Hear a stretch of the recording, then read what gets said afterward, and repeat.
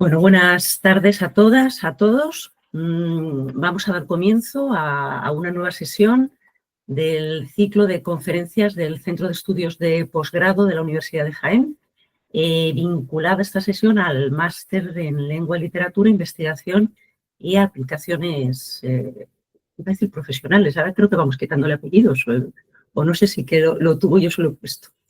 Bueno, en esta ocasión nos acompaña Cynthia Hamblin, de la que voy a hacer una breve semblanza que no le va a hacer justicia, pero bueno, es sobre todo enfocada a no robar tiempo. Cynthia Hamblin es doctora por la Universidad de Buenos Aires con una tesis titulada Primera traducción impresa de la Divina Comedia en los albores del humanismo español, estudio del texto y de sus resonancias políticas y culturales. Forma parte como investigadora del Consejo Nacional de Investigaciones Científicas y Técnicas de Argentina, el CONICET, en su sede del Instituto de Investigaciones Bibliográficas y Crítica Textual, en la subsede de Germán Orduna, ¿no? Con este foco, este faro tan importante en el ámbito ecdótico. Es además docente de literatura española medieval en la Universidad de Buenos Aires y sus principales líneas de investigación discurren por la traducción medieval y la ecdótica. Bueno, de ello da cuenta pues, los diversos proyectos en los que ha participado como directora o colaboradora, además de las numerosas publicaciones. Destaco su libro Traducción, Humanismo y Propaganda Monárquica, la versión glosada del infierno de Pedro Fernández de Villegas, 1515, publicado en la Universidad de Valencia. Y hoy nos va a hablar. El título es Aplicaciones de la ecdótica y la bibliografía material, más allá de la edición, el caso del descubrimiento del primer diccionario del castellano y de su autor. Es un importante hallazgo documental, resultado de sus pesquisas en bibliotecas, resultado de un trabajo minucioso que ha relatado en un par de artículos al menos, ¿no? En Romance Philology y en el Boletín de la Real Academia Española. Y bueno, desde luego la repercusión en el ámbito académico investigador ha sido tremenda y sin duda también el salto a los medios de comunicación, que esto no estamos acostumbrados los filólogos, ¿no? A tener repercusión en los más media, ¿no? Y sin embargo, pues Cynthia estuvo allí con todo su trabajo.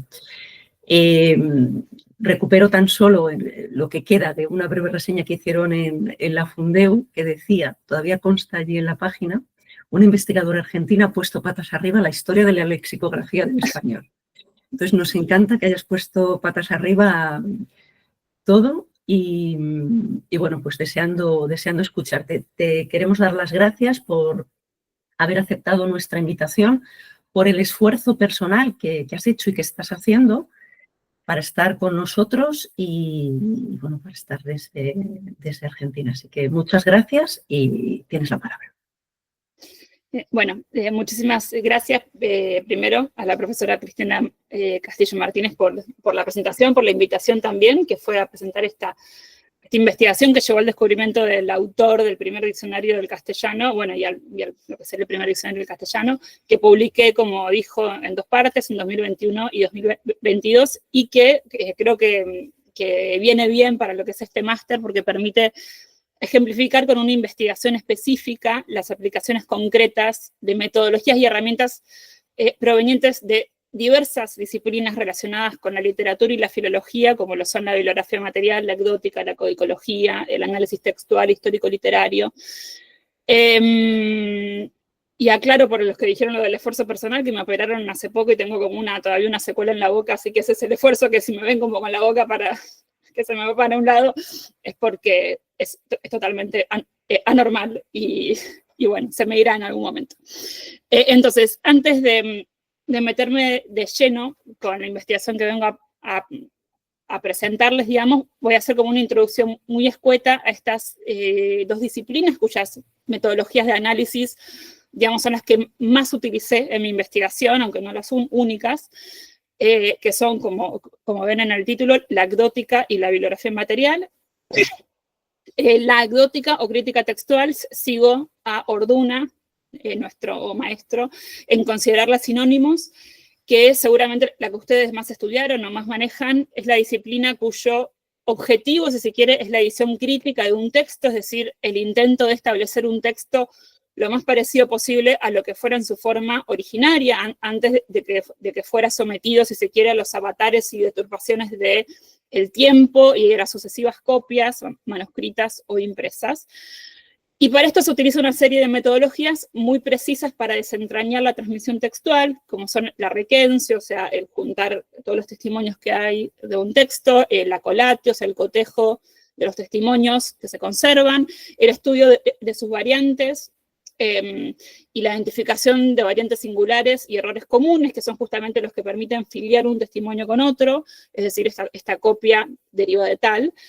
El establecimiento del estema, la constitutio textus, bueno, y todo eso. Y titulé entonces esta conferencia Aplicaciones de la gótica más allá de la edición, porque justamente, aunque la edición crítica sea el objetivo principal de esta disciplina, es decir, establecer el texto, o restablecerlo, son algunas de las operaciones de análisis propias de esta metodología, las que, aplicadas al texto que voy a presentar, al del diccionario, permitió desentrañar cómo fue su transmisión textual y avanzar a su vez y obtener pruebas de quién sería su autor. En cuanto a la bibliografía, bibliografía material, otra breve reseña, es la disciplina que aborda el estudio y análisis de incunables e impresos antiguos desde la perspectiva de su elaboración en el periodo justamente de la imprenta manual o artesanal, porque, bueno, como sabemos, la forma de impresión en ese momento, todos sus procesos, podía determinar cambios en el texto que había entregado el autor o que se copiaba, ¿no? Si no existía un autor y es un texto con tradición, a la vez que podés también generar diferencias entre ejemplares de una misma edición. Se centra entonces esta disciplina en el estudio material del libro antiguo impreso, en contraste con la codicología, ¿no? Que estudia la conformación del códice o del libro manuscrito, dando origen a una metodología de análisis minuciosa de los impresos con el fin de llegar a su correcta identificación y descripción. Y digo identificación porque en muchos casos estos libros antiguos no contaban con colofón, o el colofón se copiaba de una edición anterior, o sea, se utilizaba la misma matriz, y entonces no están bien fechados. Entonces hay un montón de herramientas que sirven para determinar bien. Hoy vamos a ver un ejemplo, cuál es la fecha, de qué imprenta proviene, etc. Bueno, entonces, en los textos que tuvieron transmisión, si se quiere, no solo manuscrita, sino también impresa, o los que tuvieron solo transmisión impresa, como por ejemplo la Celestina, el estudioso que se acerca al texto tiene que manejar nociones de ambas disciplinas, de la gótica y de la bibliografía material, como para hacer un análisis certero, si se quiere. Esto es sobre todo importante en el caso de la investigación que desarrollé, porque partió, como les voy a mostrar ahora, justamente de 2 folios de un incunable. Ahora sí comienzo por el principio, con un pequeño raconto de cómo fue esto. Esto empezó en una estadía de investigación en Princeton, donde estaba estudiando uno de los ejemplares del post-incunable con el que trabajo hace varios años, que es la traducción del Infierno de Fernández de Villegas, de 1515, y viendo que estaba trabajando con libros antiguos castellanos, y luego de hacerme una serie de preguntas para corroborar si sabía algo sobre los primeros diccionarios que se publicaron en Castilla, y coincidió que sí, porque justamente al trabajar con traducción son una fuente que yo utilizo, o sea, una fuente de consulta constante. Bueno, al haber respondido bien, al haber pasado la prueba, el curador me acercó un ejemplar del primer tomo del Universal Vocabulario en Latín y Romance de Alfonso de Palencia, que se encuentra en la Rare Books, ahí, diciéndome que había 2 folios en ese ejemplar insertos que no correspondían al ejemplar, o sea, que no correspondían a lo que todos conocemos si van a una biblioteca, a una digitalización, si ven cómo está compuesto el Universal Vocabulario en Latín y en Romance, estos 2 folios no tienen nada que ver, y bueno, y que nadie los había podido identificar. estos son, bueno, este es uno, el del prólogo.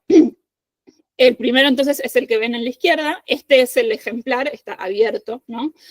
El primero entonces se trata de un prólogo castellano latín a 2 columnas, muy escueto, como ven, que está ubicado en el lugar del primer folio del ejemplar, antes de que comience el diccionario, en el vuelto, y parece estar reemplazando en realidad el argumentum en latín y en latín castellano, que se encuentra en todos los ejemplares del Universal Vocabulario, pero no en este, ¿no? En este falta esto y en cambio está este prólogo. El Universal Vocabulario de Palencia en realidad es un diccionario impreso en 1490, es un diccionario, entre comillas, latín-español, dispuesto a 2 columnas, pero en realidad la segunda columna, la B, que es la columna de la derecha, lo pueden ver, vuelvo acá, la columna de la derecha no es en realidad, no se ofrecen ahí como las definiciones, si se quiere, de un término en latín, sino que es una traducción con fines didácticos de lo que está en la columna en la izquierda, que es en realidad un diccionario latín-latín. O sea, lo que tenemos es en una columna un diccionario latín-latín y a la derecha se lo traduce, ¿no? O sea, manteniendo el lema en latín, se traduce como las definiciones. Es decir, es un diccionario que en realidad, tomando las definiciones propias de la lexicografía, es un diccionario monolingüe que es traducido. Pero en tanto tal es importante porque es el primer diccionario en toda Europa que incluye una lengua romance, el castellano, y esta es en realidad la principal novedad que tiene el Universal Vocabulario, ¿no? Este diccionario en donde se encontraron estos folios. Ahora, el segundo folio que está inserto en este ejemplar está al final del ejemplar, como ven ahí. Esto es el primer tomo, por eso termina en la N. Luego el segundo tomo empieza con la O. Entonces, en el final de este primer tomo del ejemplar está este segundo folio que transmite 77 entradas de un vocabulario castellano-latino, ¿sí? O sea, en el que está inserto es latino-castellano, si se quiere, este es castellano-latino. Y es el diccionario que en realidad, dicho que ese prólogo que teníamos adelante de todo, anunciaba, de hecho uno hace un análisis de la tipografía, es la misma tipografía, o sea, pertenecen a la misma edición. Y lo que tenemos es, desde el lema, apuesta a Arcas, ¿sí? Como ven acá, no sé si lo ven, Arcas en el recto, y en el vuelto tenemos de arco a rebosar.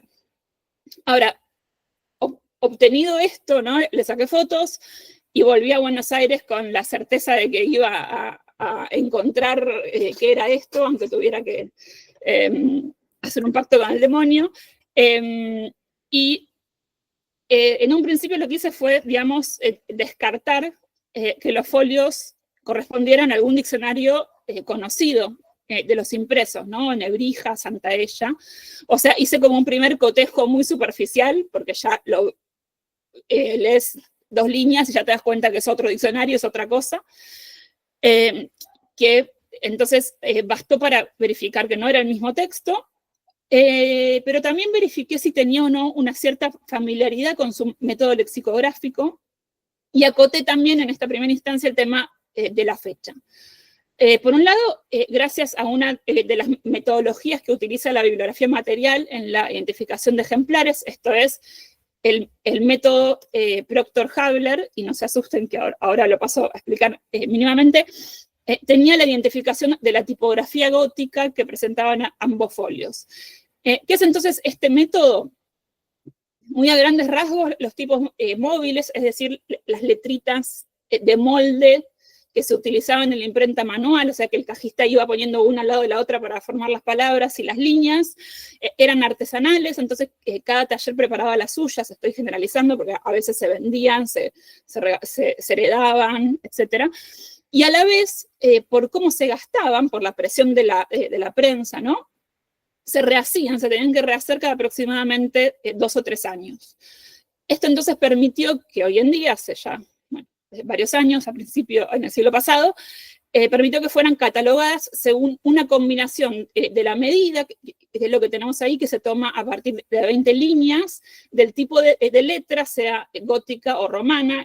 En este caso se cuentan las 20 líneas, en este ejemplo que tenemos acá, y miden 83 centímetros, y es una letra gótica, entonces sería 83G, y se lo combina con una clasificación que es lo que aportó Habler, una clasificación de las variantes de la M y de la Q mayúscula, las más sintomáticas, y esa combinación te ofrece resultados muy, muy, muy precisos que permitieron definir no solo el lugar y el taller tipográfico al que pertenecía, o sea, si uno se encuentra con cualquier folio impreso, lo puede hacer en la Gesam Catalog. Uno puede encontrar entonces también las fechas precisas en las que se utilizaron. Entonces, en este caso, mi investigación llevó a deducir que se trataba de el tipo 395G, que perteneció a la impresa sevillana de Ungut y Polonus. Ahí ustedes tienen un pedacito del prólogo que lo pueden cotejar con la descripción de las letras de la Gesam Catalog. Y es una letra que entonces está datada entre 1491 y 1493, por lo cual esto se puede establecer como el terminus ad quem, o sea, la fecha tope o máxima en la que un texto se produjo, ¿no? Y por el otro lado, teniendo en cuenta lo de la letra, lo de la fecha, perdón, que estaba hablando, el análisis textual de este prólogo anónimo, ¿no? Dijimos que no sabíamos de quién era, ofrece, si uno lo lee detenidamente, un dato histórico que también nos ayuda a fechar, ¿sí? Ahí, si se fijan, se le dedica el texto, el diccionario, a Isabel la Católica, lo llama vocabulista, ¿no? A quien se presenta como reina de, bueno, todo lo que, ¿no? La lista de reinos que sabemos, y se le agrega al final y de Granada, por lo cual esto permitió establecer el terminus acuo del fragmento, o sea, el término luego del cual sí o sí tiene que haber sido escrito este texto, que es justamente la toma de Granada el 2 de enero de 1492. Con esta fecha, entonces, que este texto tiene que haber sido producido entre el 92 y el 93, revisé los inventarios de libros de Ungut y Polonus y llegué a la conclusión de que estaba delante de un incunable desconocido. En este punto es que sumé a la investigación a Juan Fuentes, ¿no? Un pequeño pacto diabólico para conseguir un poco más de resultados, que, bueno, es un colega latinista que es muy ducho en encontrar cosas que uno necesita. Y él, luego de una búsqueda bibliográfica sobre vocabularios antiguos, llegó al dato que faltaba, que es el de la existencia de un vocabulario castellano-latín anónimo transmitido en un manuscrito de El Escorial, el F210, que fue editado por MacDonald en el 2007. Este es un folio del manuscrito que, bueno, lo obtuvimos luego. En su momento lo que hicimos fue chequear la edición de MacDonald y corroborar que evidentemente era el mismo texto que el de los folios. Y corroboramos que entonces que el segundo folio, no el del prólogo, sino el de las entradas, el de los 77 lemas de apuesta a rebosar, coincide con la sección correspondiente del F210, es decir, del folio 16B al 18R, excepto por algunas pocas variantes normales en cualquier tradición textual. Juan, entonces, es el coautor del primer artículo, que es en el que presentamos la identificación del texto de los folios con el del manuscrito.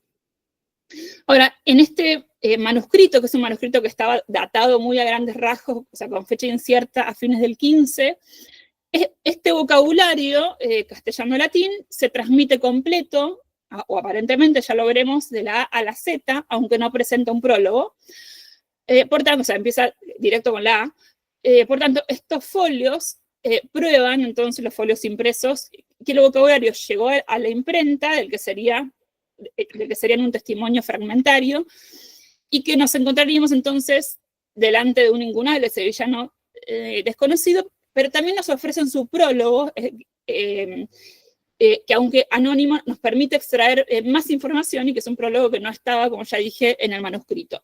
Esta información que es sobre, digamos, la fecha de composición, la intención del autor, la dedicataria, y también permite insertarlo dentro de un movimiento muy, muy particular, ¿no? Donde en un momento en el que se están produciendo mucha obra lexicográfica por mandado de la reina, ¿no? Este entonces descubrimiento tiene una importancia doble, porque más allá de que estos fragmentos, como ya dije, prueban la existencia de un incunable desconocido, que es en sí ya algo notable, ¿no? Que no sucede todos los días, las fechas que podemos establecer permiten comprobar que nos encontraremos delante del primer vocabulario castellano-latín, anterior al de Nebrija, que, como sabrán, salió a la luz entre 1494 y 1495. Ahora, en cuanto a las características materiales de ambos fragmentos, que los tienen ahí los dos, no tienen foliación, ni signaturas, ni reclamos. El texto, como ven, es a 2 columnas de 45 líneas, con letra gótica de 2 tamaños. En la primera hoja presenta el recto en blanco y en el vuelto el prólogo. Y en la hoja que transmite los 77 entradas del diccionario, se observa en realidad una filigrana en el medio, que la ven ahí, que es una mano enguantada con dedos extendidos y con un círculo sobrepuesto. Y en realidad lo interesante de esto es que el estudio de filigranas también ofrece datos a la descripción material, que es justamente la del formato, porque dada su ubicación, podemos deducir, como se ve en este croquis, que el formato es infolio, que es además el más utilizado en los incunables de Ungut y Polonus, ¿sí? O sea, es un pliego que simplemente se dobló y así se formó un bifolio, ¿no? No hubo más doblajes que implicarían otro tipo de formato como el encuarto, ¿no? De hecho, en esto que les puse acá como ejemplo, es un ejemplo de un formato en cuarto, en donde la hoja de pliego se dobla 2 veces, generando 4 folios, y en donde la filigrana se vería así, ¿sí? Entonces, de acá entonces concluimos que es un libro con formato infolio, que va a ser también importante para luego estudiar la formación de los cuadernillos, ¿no? Saber que simplemente 2 folios se formaban doblando un pliego. Ahora, siendo entonces que estaba delante de un impreso desconocido, quise tratar de reconstruir lo máximo que pudiera de él, y en este sentido tenía una ventaja, disponía justamente del texto completo, o sea, el texto que transmite el manuscrito, que como ya dije, es un diccionario bastante completo, de la A a la Z, y realiza entonces la acción inversa del cajista cuando tiene que contar y dividir el manuscrito, o sea, el texto del manuscrito original para conformar la plana del impreso. Y me refiero con esto, y ya lo voy a explicar, a la etapa que la bibliografía material describe como la cuenta del original. Y en realidad, en esta etapa, es la etapa previa a la impresión, en la que se realiza la imposición y el casado, o sea, se ponen todas las letritas en la plana, ¿no? Y eso luego va a ir a la imprenta, a la prensa, para lo cual lo primero que tiene que hacer el cajista para ir poniendo las letritas, leer el texto y desplazarlo si se quiere, y copiarlo, es contar el original de imprenta, o sea, el manuscrito con el que él está trabajando, que es el que se utiliza de base. Para un pliego, entonces, como sabrán, se disponen en la forma las planas de acuerdo a cómo va a ser doblado, ¿no? Entonces, ahí tienen como un pequeño croquis. Tenemos acá la hoja 1, que cuando la doy vuelta sería la 2, la 3, y el otro lado la 4, ¿no? Entonces, si yo la abro, de este lado estaría lo que sería la hoja 4 y de este lado la 1. Entonces, yo tengo que trasladar esto a una forma, tengo que copiarlo en una, tengo que copiar la hoja 4, y en la otra tengo que copiar el contenido de lo que sería la hoja 1. Entonces, ¿cómo hacían esto? Contaban el texto del manuscrito tenía que calcular, de acuerdo al armado de 2 o 3 renglones que toma como modelo, cuánto texto ocupa cada plana y marcarlo. Y así cuando compone la cuarta plana, que ahí en este caso está primero, va a esa sección, la copia, y luego va a la sección de lo que él había contado como lo que iría en la plana 1 y lo copia. Bueno, no es que lo copia, sino que va poniendo las letritas, ¿no? Lo va armando. Esto obviamente genera otros problemas anecdóticos, que son que muchas veces lo contó mal, y le faltan palabras para completar, y tiene que agregar texto, o le quedó chiquito, o le faltó espacio, y tiene que poner abreviaturas, o sacar palabras. Bueno, son todas cosas que pasan, y que hay que tener en cuenta también cuando uno edita. Pero en este caso, lo que me interesa a mí es que conocer este modo de producción o esta metodología, que es sustancialmente diversa a la del trabajo del copista, que simplemente copia el manuscrito seguido. Este tiene que ir contando y va copiando uno a otro, o sea, va armando como un rompecabezas. Es lo que me permitió también diagramar lo que habría sido este ejemplar, ¿no? O sea, el ejemplar del diccionario. Y esto que estoy diciendo, y culmino, me había olvidado que tenía un ejemplo, este es el original de imprenta de El Universal Vocabulario en Latín y en Romance, del segundo tomo, que se conserva en el Escorial. Son pocos los originales de imprenta que se conservan, este es uno, es muy valioso. Y como ven acá, es la O, porque dijimos que el segundo tomo empieza con la O, cuenta el cajista y dice, primera RR es porque el cuaderno sería el doble R, ¿no? Ya en el primer tomo teníamos la R y acá ya empieza a repetir. Entonces es la primera digamos, el primer folio de la R. Y si se fijan, si vamos al impreso, coincide sí, con el inicio exactamente.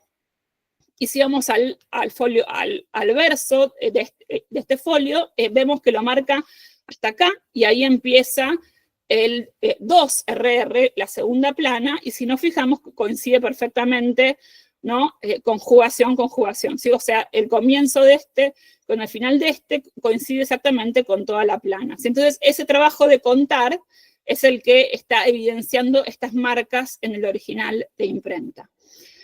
Dicho esto, entonces, teniendo en cuenta, como dije, esta metodología, lo que hice fue intentar reconstruir el incunable putativo, y realicé entonces la operación inversa de la cuenta del original. Si contaba yo entonces con el texto, o sea, con el recto y el vuelto de una hoja del impreso a 2 columnas con cierta cantidad de líneas, y también contaba con los exactos pasajes del manuscrito. Entonces lo que hice fue contar proporcionalmente cuánto texto entraba en cada columna y en cada plana, y la conclusión fue que más o menos cada plana, o sea, cada carilla, si se quiere, corresponde a una hoja del manuscrito, ¿sí? O sea, al contenido del recto y del vuelto, ¿sí? O sea, todo esto coincide con recto y vuelto del manuscrito.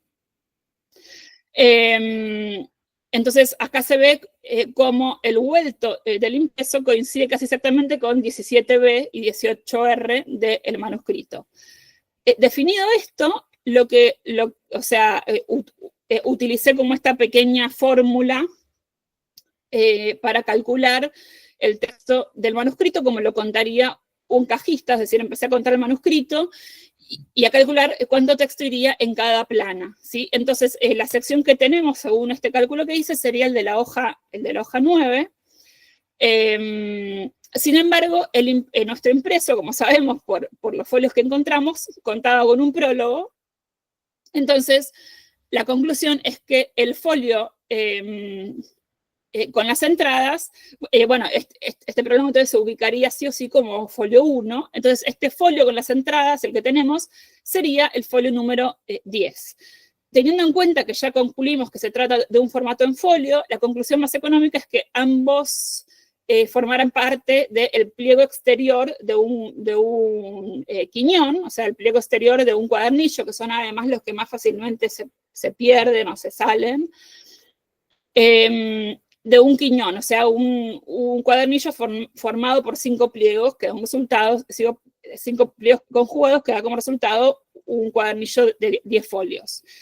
Además, la ausencia de signaturas, que ya dije, en ambos folios, digamos, resulta consistente con esta hipótesis, en el sentido en que sabemos que siempre, esto es algo que pasa en todos los ejemplares incunables y posincunables, los últimos 4 o 5 folios finales de un cuaderno nunca presentaban signatura, es A1, A2, A3, A4, y si es de 8, el resto lo cuenta 1, ¿no? Porque sirven simplemente para armar el cuadernillo.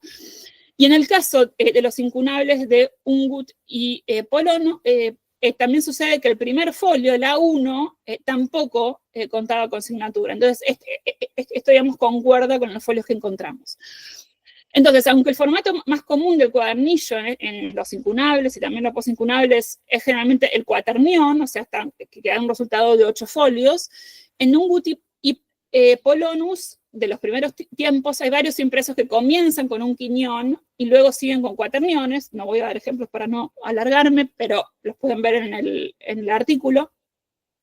Entonces, gracias al texto manuscrito, al conteo, lo que hice fue contarlo todo, ya no solo lo que sería el primer cuaderno, sino conté todo el texto del manuscrito, de acuerdo a esta hipótesis, ¿no? De un primer cuadernillo de 10 y el resto de 8, y armé esta fórmula de colación hipotética, ¿no? Lo hipotético sería lo que está entre corchetes, porque en realidad no sabemos si en el medio puede haber habido un cuadernillo que es un ternión o lo que fuera. Pero es lo más común, ¿no? Lo que armé. Ahora, esto sería como más el estudio que responde a lo que es la bibliografía material. Ahora, yendo ya más al estudio anecdótico, si se quiere, en cuanto a la relación entre el texto de ambos testimonios, una primera colatio reveló muy pocas variantes, pero un análisis más profundo permitiría concluir en realidad que ambos derivan de una versión diversa de la traducción, del diccionario, o sea, que no está ni en el manuscrito ni en el impreso, seguramente intermedia.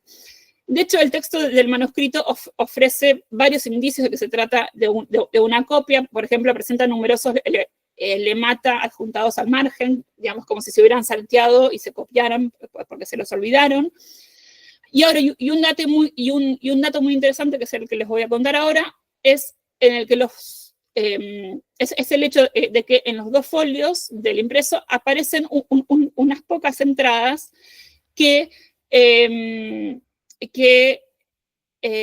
no están en el manuscrito, que son, como ven ahí, arandela, arador, arvejas, armiños, y además que estos lematas, si se quieren, aparecen solos, sin la descripción o la equivalencia latina, aunque se deja un espacio equivalente al que ocuparía la descripción. En el caso de los últimos 3, además, en el manuscrito, como ven, también se observa un espacio justo en donde irían estos términos, aunque el término no se transcribe, simplemente se deja un espacio en blanco.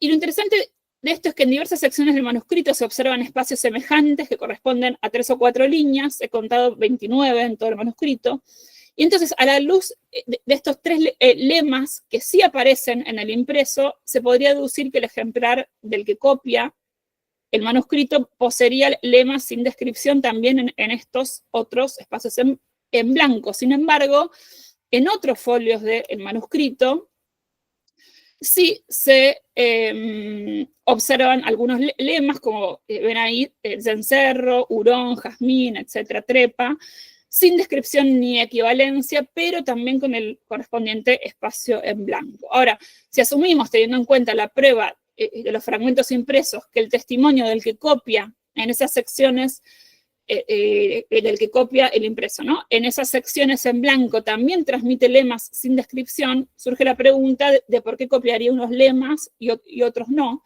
aunque dejara su espacio, ¿no?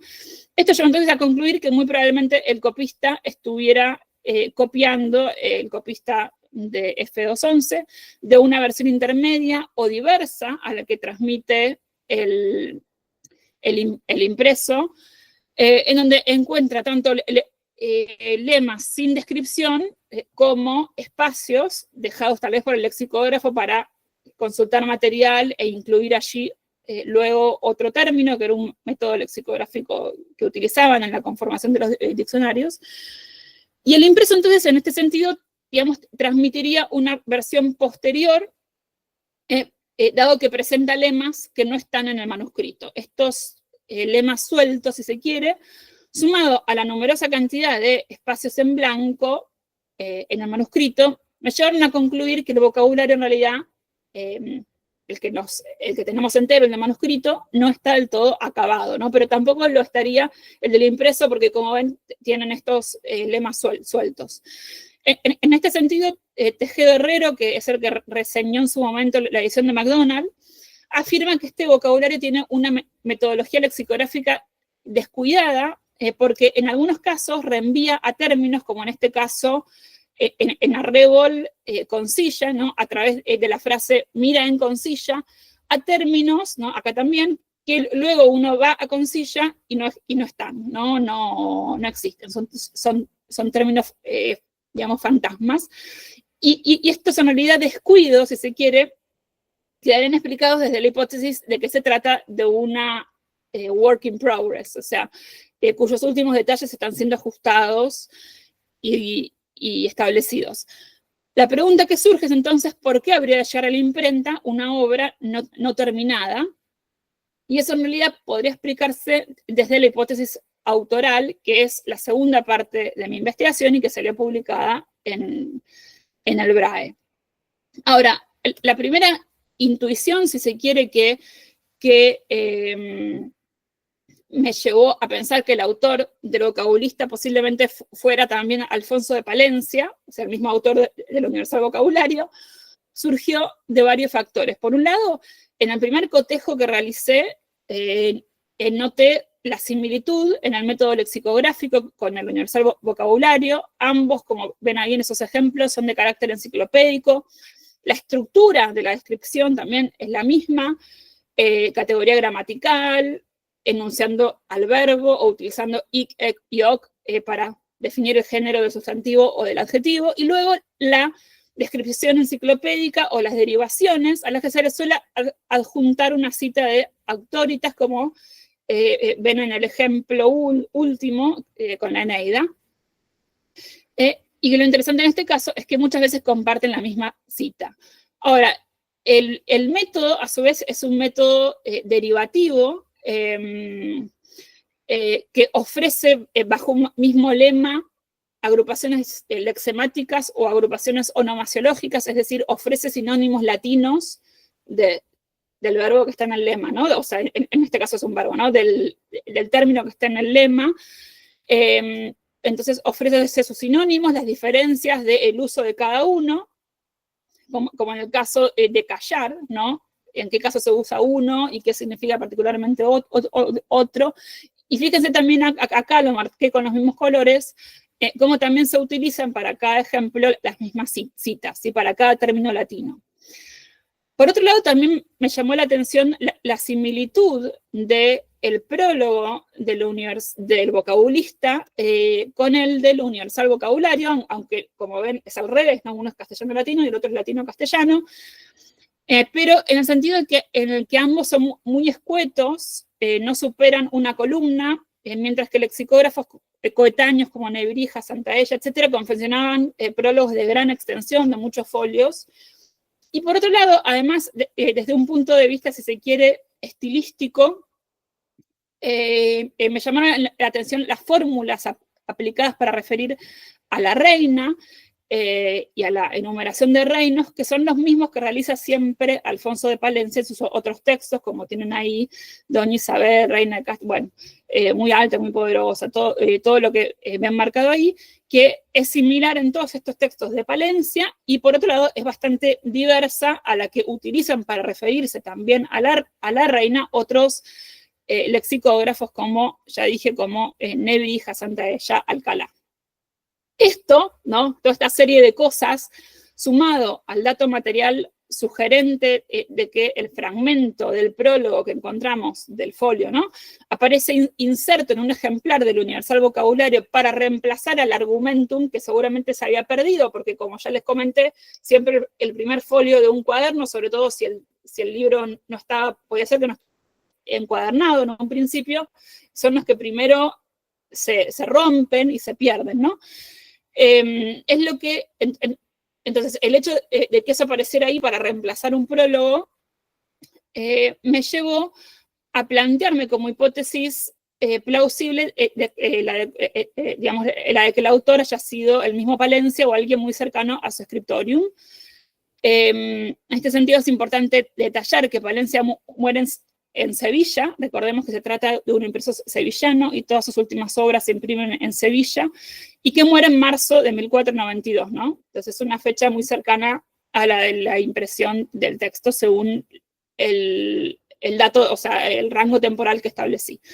Ahora, para verificar esta hipótesis, y voy a resumir un trabajo muy largo, primero realicé un cotejo entre voces castellanas y sus equivalencias latinas, así como se presentan en el anónimo, o sea, en el vocabulista anónimo que estamos investigando, en el Universal Vocabulario de Palencia, en el Dictionarium y en el vocabulario de Nebrija, ¿no? O sea, el diccionario latín-castellano de Nebrija y el vocabulario castellano-latín.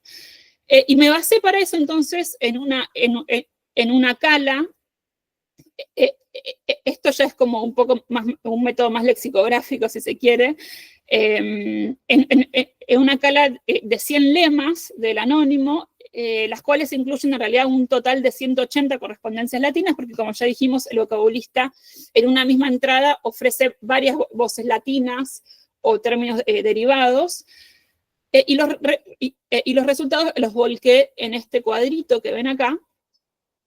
En este cotejo también se hizo evidente lo que ven al final, que es que los términos latinos que suelen variar ortográficamente, que era usual que tuvieran variantes, coinciden en su representación en el vocabulista anónimo y en el Universal Vocabulario, mientras que difieren de las formas gráficas utilizadas por Nebrija, por ejemplo, capsela, capsula, etc.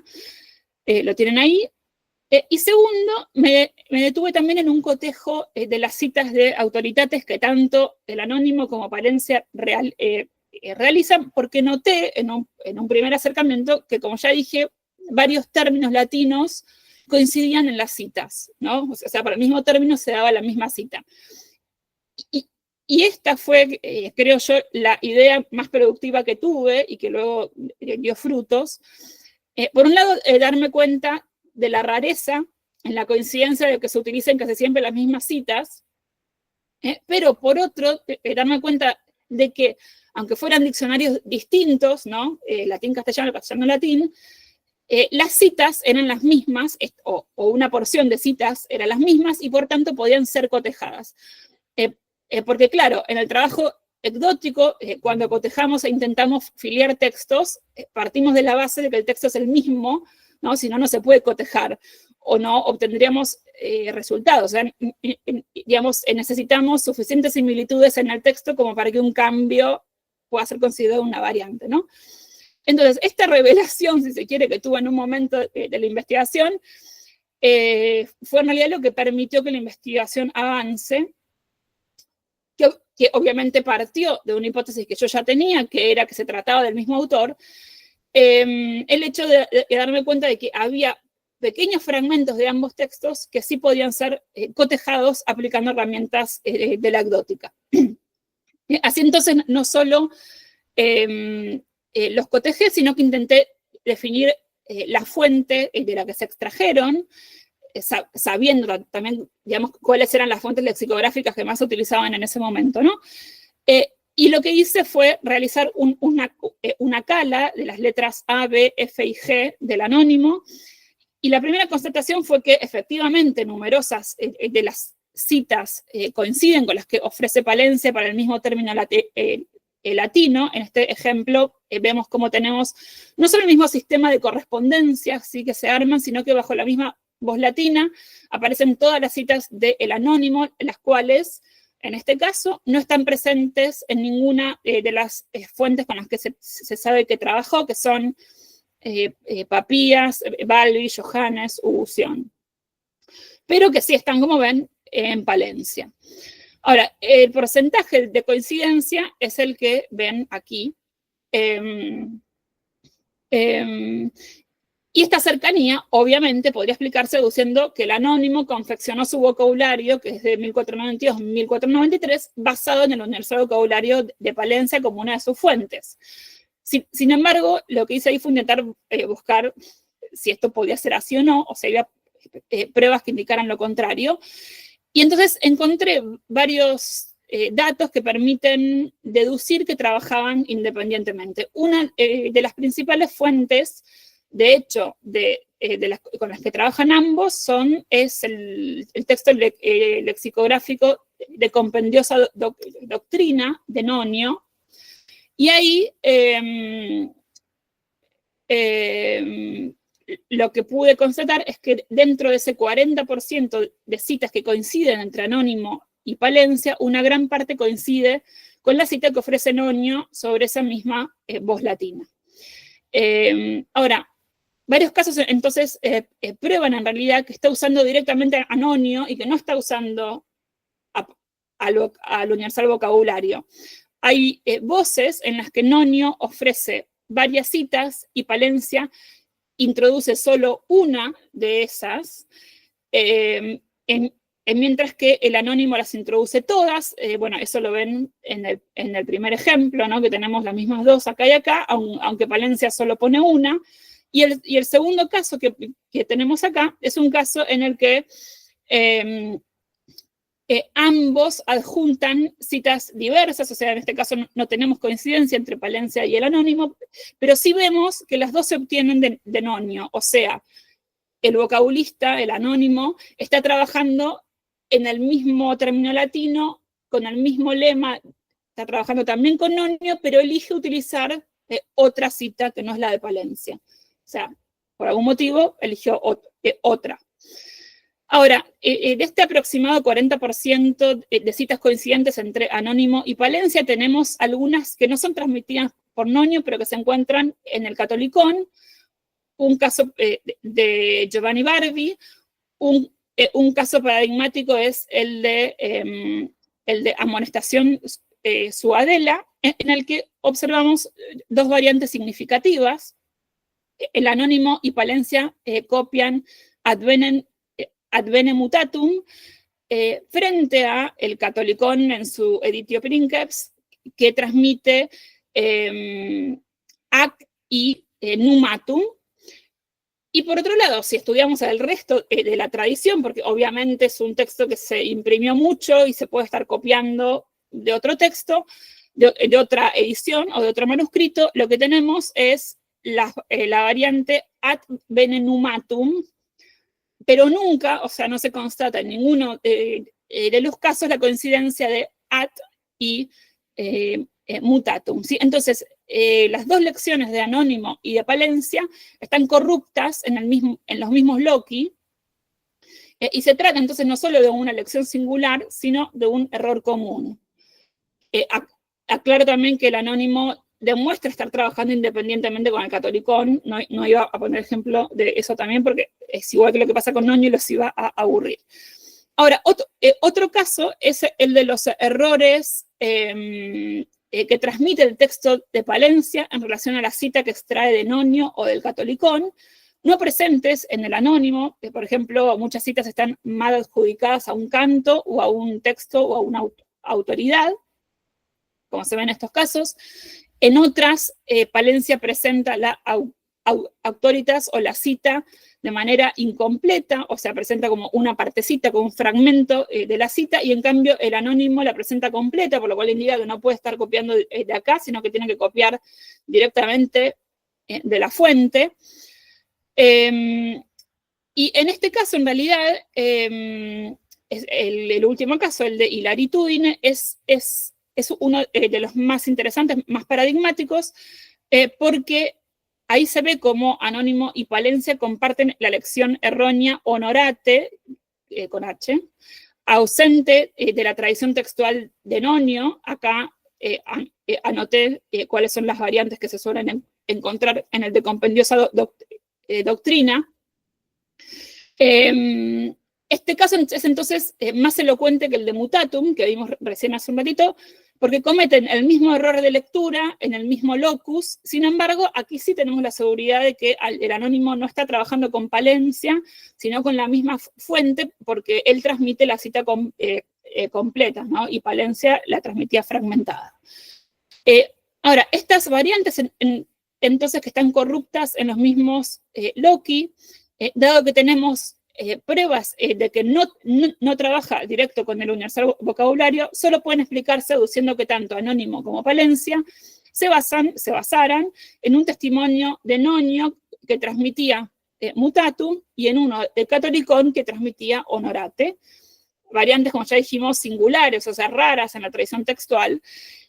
Es decir, que ambos trabajaban con los mismos manuscritos del Catolicón o de Nonio, que transmiten las mismas lecciones corruptas, o que ambos leyeran la fuente cometiendo, por ahí por algún programa paleográfico de lectura de la fuente, cometiendo los mismos errores de lectura en los mismos loci y en dos fuentes diversas. Entonces, todo esto resulta poco probable, excepto que propongamos que el autor de ambas obras sea el mismo.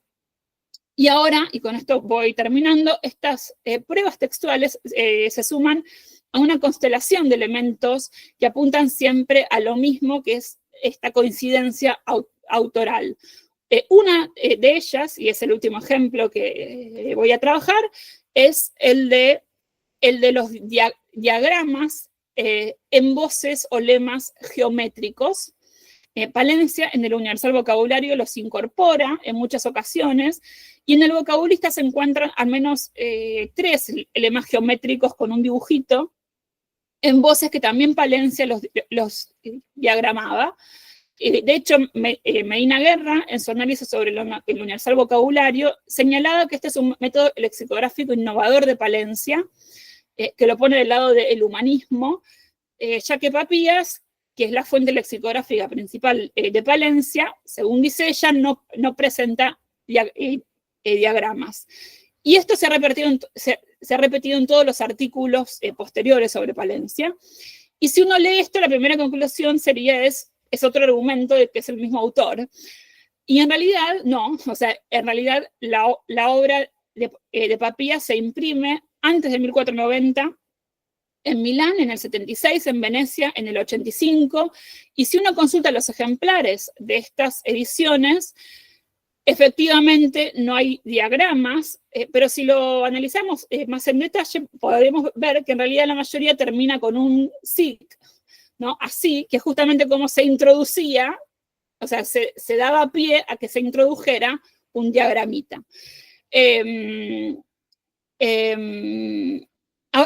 Ahora bien, si uno va a la tradición manuscrita de Papías, del que se conservan muchísimos testimonios, lo que se observa es que los diagramas están y en las mismas voces.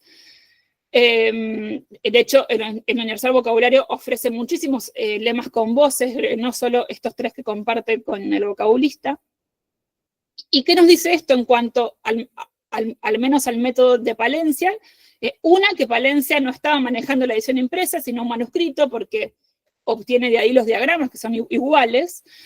Y además que no es una innovación lexicográfica de Palencia, sino que esto ya estaba en Papías. Pero en realidad el análisis de los diagramas en los manuscritos, recurriendo al método que Orduna llamó colatio externa, es decir, la colación de elementos paratextuales como rúbricas, títulos, etcétera, como una herramienta auxiliar para la afiliación de textos, ofrece otros datos. Como vemos, no todos los manuscritos de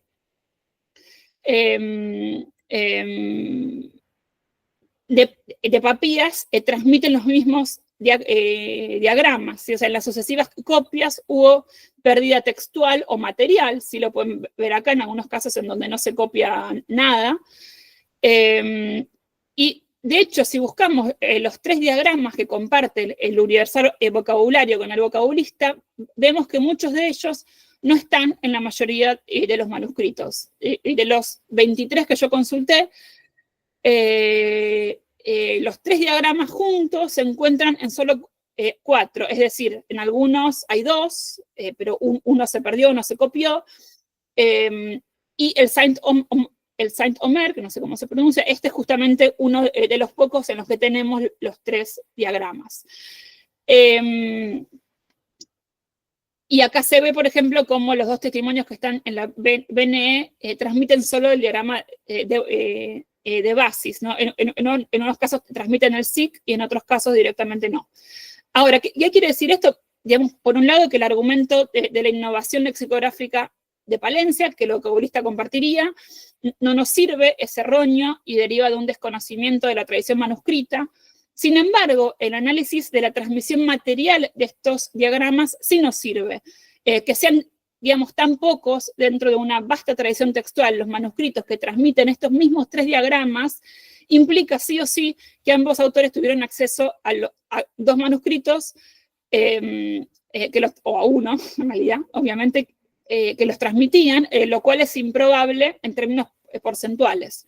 Se explicaría, sin embargo, si estuvieran trabajando con el mismo manuscrito, es decir, si fueran más fácilmente el mismo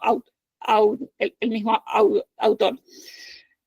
Ahora, claro que esto no es una prueba material concluyente, pero se suma a la constelación de pruebas de estilo y además a la prueba científicamente incontestable del error común, ¿sí? O sea, el método que la ecdótica utiliza para afiliar textos es el error común, esa falla genética que 2 textos comparten, que prueba que uno deriva de otro o que 2 derivan de uno mismo, ¿no? Entonces, esta hipótesis autoral explicaría la similitud de tantas voces, la libertad en el manejo de las mismas fuentes en el mismo lema, así como también el mismo método lexicográfico y de citado de autoritates. Y a su vez, la hipótesis de que el autor fuera Palencia permitiría explicar que haya llegado a la imprenta un vocabulario con detalles inconclusos, así como sabemos, Palencia muere a fines de 1492 en Sevilla, y este impreso sevillano, como ya dije, tiene que datarse entre el 92 y el 93. Y claro, tal vez haya sido el hecho de que esta obra estuviera siendo preparada para la reina, lo que justificara su publicación póstuma. Todos estos detalles son trabajados en ambos artículos y reenvío a ellos para el que quiera profundizar, pero lo importante es que estos fragmentos demuestran que este vocabulario fue dedicado a la reina Isabel, impreso en Sevilla entre 1492 y el 93, es decir, teniendo en cuenta la definición de Álvarez de Miranda, según la cual los diccionarios españoles son solo aquellos monolingües o bilingües, en la que la lengua de partida, la lengua de los lemas o el encabezamiento del artículo es la lengua española, podemos decir que este vocabulista se trata del primer diccionario castellano, dado que es anterior al vocabulario de Nebrija, y a su vez que es el primer diccionario castellano, y a su vez que este primer diccionario castellano, fue realizado por Alfonso de Palencia, que ya había confeccionado, de hecho, un diccionario latín-español, o sea, es lo mismo que había hecho Nebrija, que hizo primero un diccionario latín-español y luego uno español-latín, y que había hecho Palencia ya había sido innovador porque había sido el primero en incluir nuestra lengua en un diccionario. Con esto termino, y, no sé por qué se me agrandó. Ay, ¿qué pasó? Ahí está. Con esto termino, no me paso más. Bueno, termino ahí, tenía un gracias, pero ¿están todos ahí?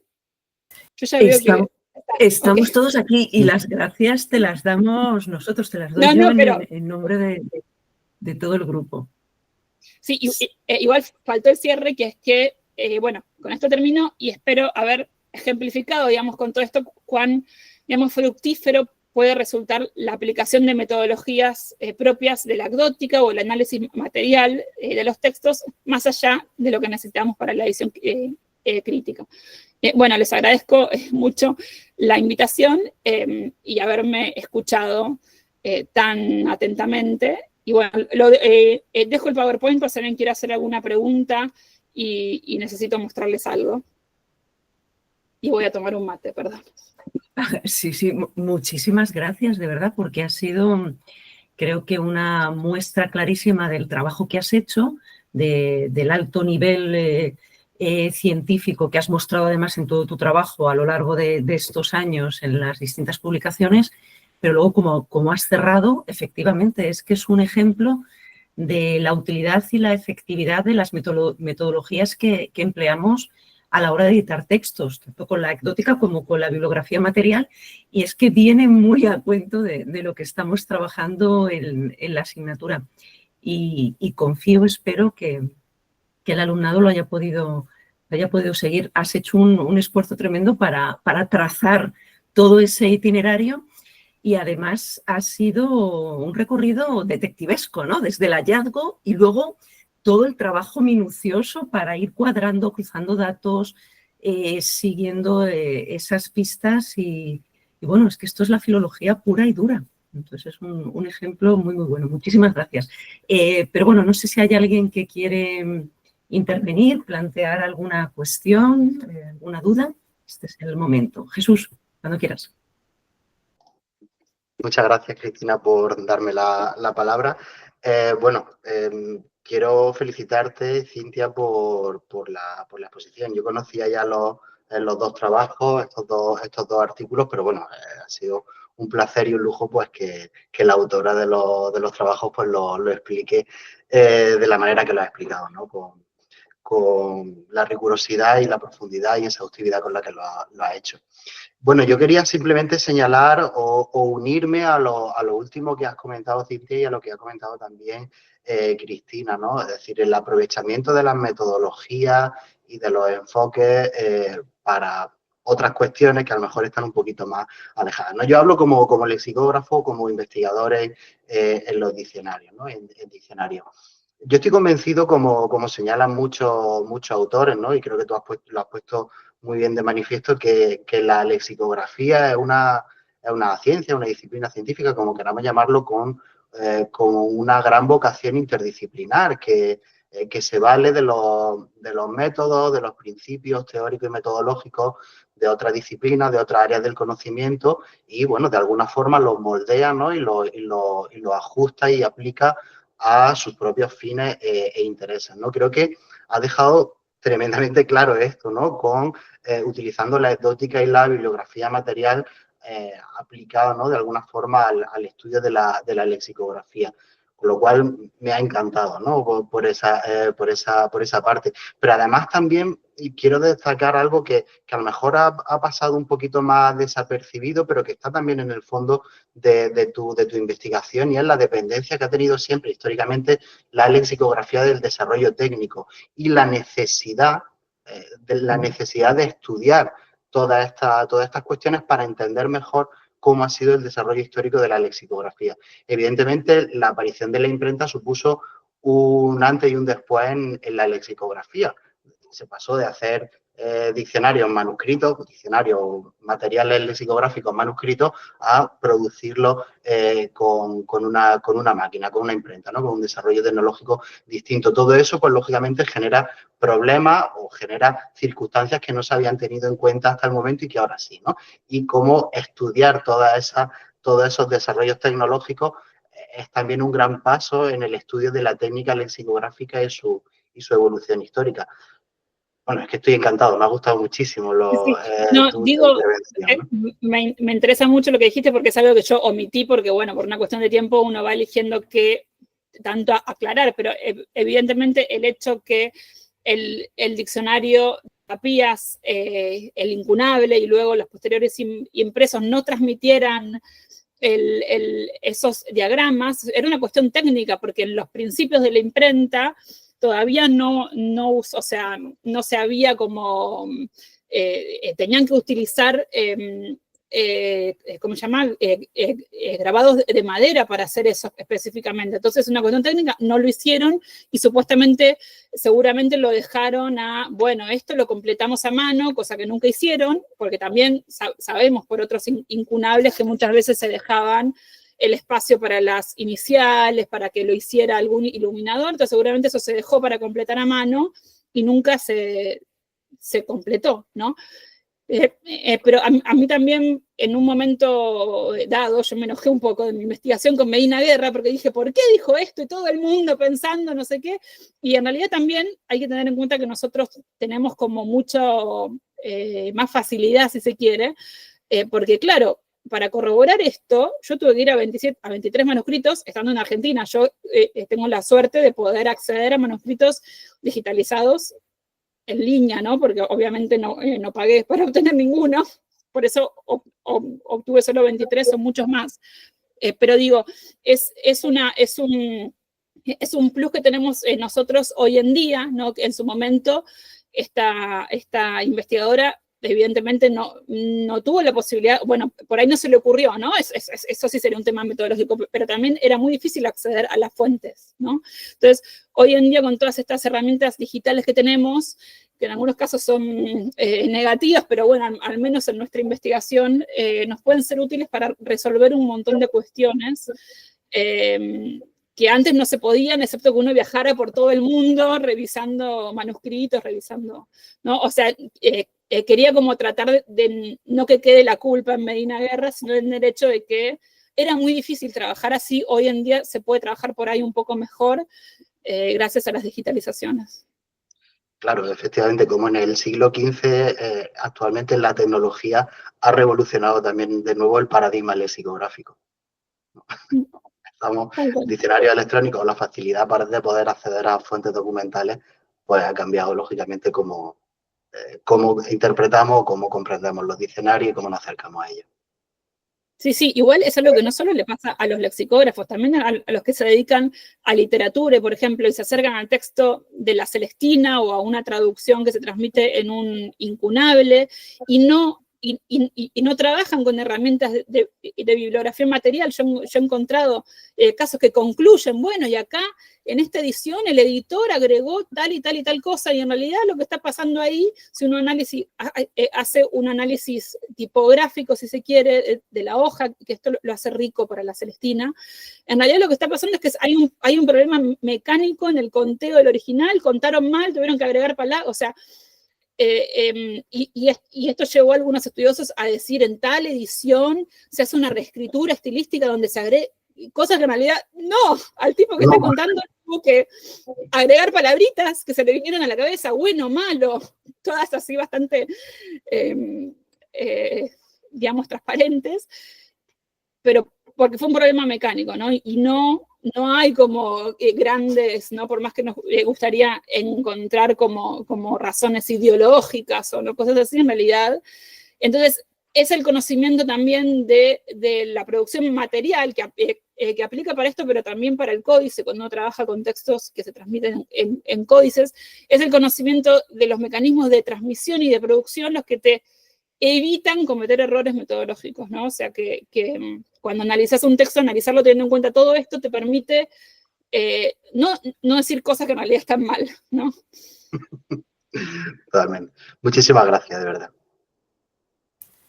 Sí, es que hay que entrar en el taller, ¿no? En el taller de imprenta o en la medida de las posibilidades con la información que tenemos para tratar de imaginar cómo se funcionaba allí y en función de eso ya hacer las deducciones oportunas, pero sobre una base sólida, sin lugar a dudas. Sí, tienes toda la razón.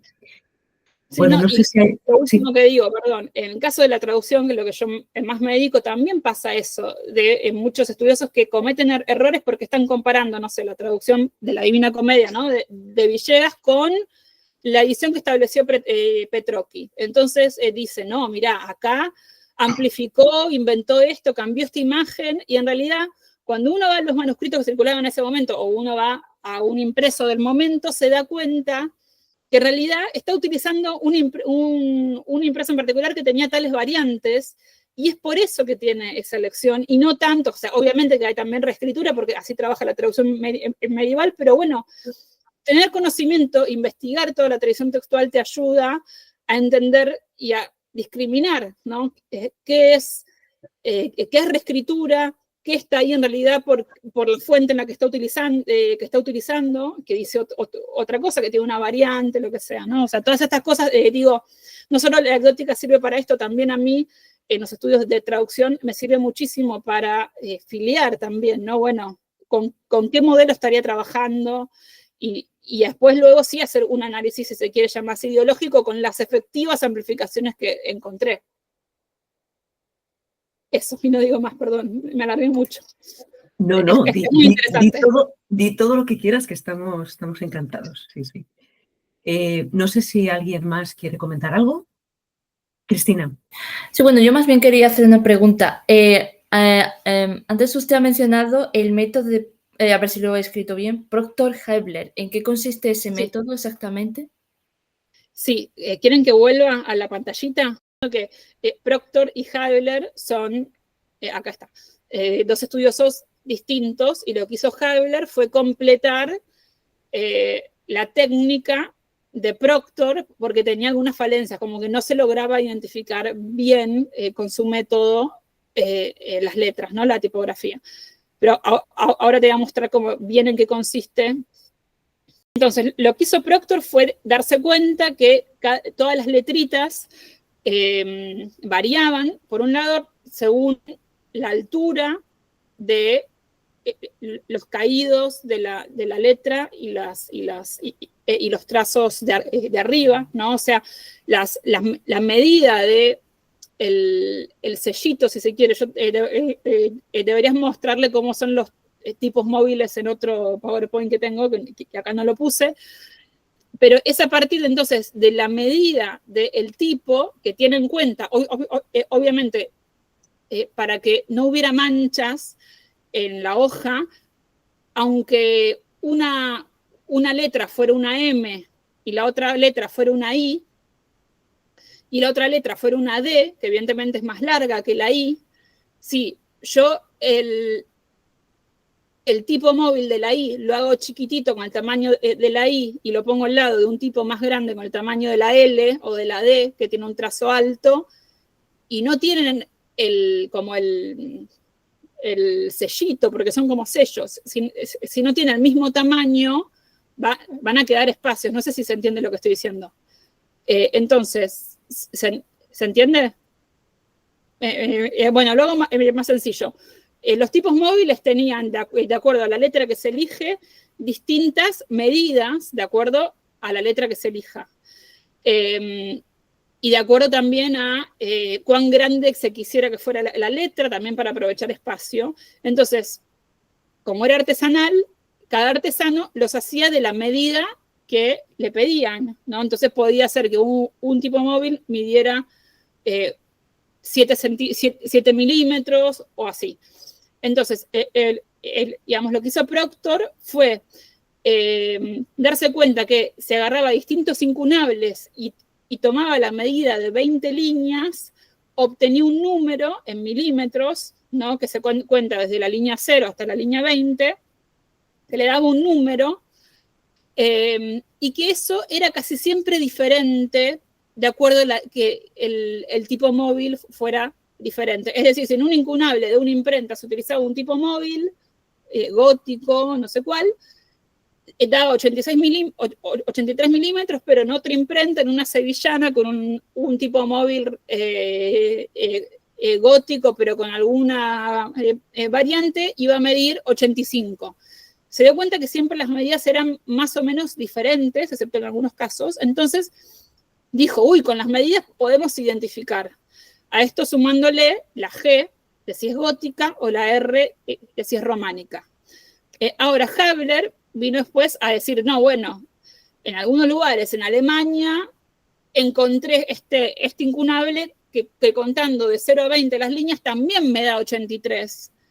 Usan IG porque es gótica. Entonces lo que él hizo fue clasificar las M's, que es, digamos, también una letra que tiene bastantes variantes, y las clasificó de acuerdo a los impresos en la letra gótica, y la Q en la letra romana la fue clasificando. Entonces, la combinación de todos estos datos en una plataforma que hoy está en línea, que se llama la GESAM Catalog, que si quieren puedo entrar, pero ya tendría que cambiar de pantalla. Si uno pone, por ejemplo, si uno encuentra un incunable, lo mide, o sea, mide los 20 renglones o 10 y lo duplica, ¿no? Y estudia estas cosas y pone estos datos en esta plataforma, encuentra muy rápidamente las imprentas o la imprenta que utilizó esa letra en esos años. ¿Se entiende? Sí, sí. Muchas gracias. Si te interesa ver la página, les puedo mandar el link.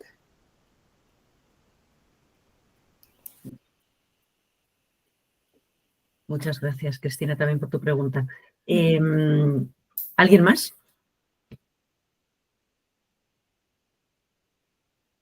¿Juan Alfonso? Sí, yo en realidad no hay preguntas, solamente pues también sumarme a mi admiración por el trabajo de Cintia, más desde la perspectiva de estudiante, pero sobre todo no solo por ese hecho de corroborar algo que no salía en los impresos con esos símbolos que usaba Palencia y que usaba el otro autor anterior, no me acuerdo el nombre ahora. Papías. Papías, exacto. Pero sí a los manuscritos y luego sobre todo me ha llamado mucho la atención como ese hecho de que falten términos por desarrollar y los espacios en blanco, pues con esa coincidencia temporal con el año de publicación, pues se sumaría también a que sería posiblemente un trabajo póstumo y que entonces podría ser de Palencia, y me ha llamado mucho la atención eso como prueba. Me ha parecido muy interesante. Bueno, muchas gracias. Sí, obviamente no es la prueba contundente. La prueba contundente, lo vuelvo a decir, es el error común. O sea, eso es lo que es científico, si se quiere. Lo otro son pruebas que se van sumando y que se indican siempre al mismo lugar, porque evidentemente es así, ¿no? Pero no sería, o sea, como que cierra toda la hipótesis pensar que fue algo que se publicó póstumamente, porque esto explicaría estas inconsistencias, ¿no? O estas fallas en el método lexicográfico, o estas faltas también, ¿no? Todo va cerrando teniendo en cuenta que el autor sería Alfonso de Palencia. Sí, exacto, me ha parecido un refuerzo muy, muy claro a la tesis. Muy bien. ¿Alguien más?